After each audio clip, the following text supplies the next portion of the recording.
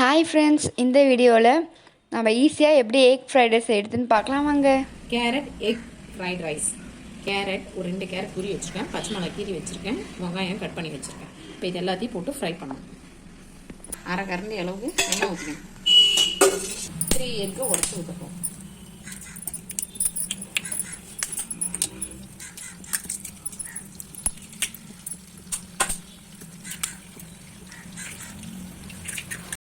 Three egg உடச்சி வச்சுட்டோம். கொஞ்சம் மஞ்சள் பொடி போடுறோம்.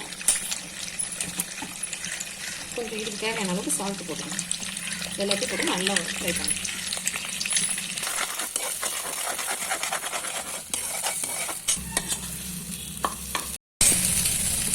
முட்டையை வறுத்தது கேரட், பச்சை மிளகா, வெங்காயம் எல்லாத்தையும் போட்டு நல்லா ஃப்ரை பண்ணணும்.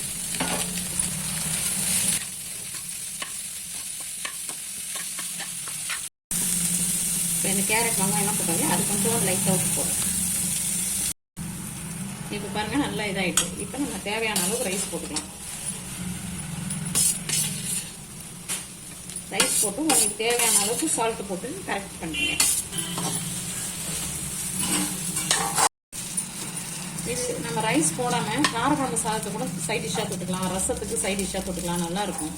ட்ரை பண்ணி பாருங்கள் எப்படி இருக்குன்னு சொல்லுங்கள். இது நம்ம கொஞ்சோண்டு பெப்பர் தூள் போட்டு இறக்கிற வேண்டியதான். அவ்வளோதான், ஃப்ரைட் ரைஸ் ரெடி. இந்த வீடியோ உங்களுக்கு பிடிச்சிருந்தா லைக் பண்ணுங்கள், ஷேர் பண்ணுங்கள், கமெண்ட் பண்ணுங்கள், மறக்காமல் சப்ஸ்கிரைப் பண்ணுங்கள். தேங்க்யூ.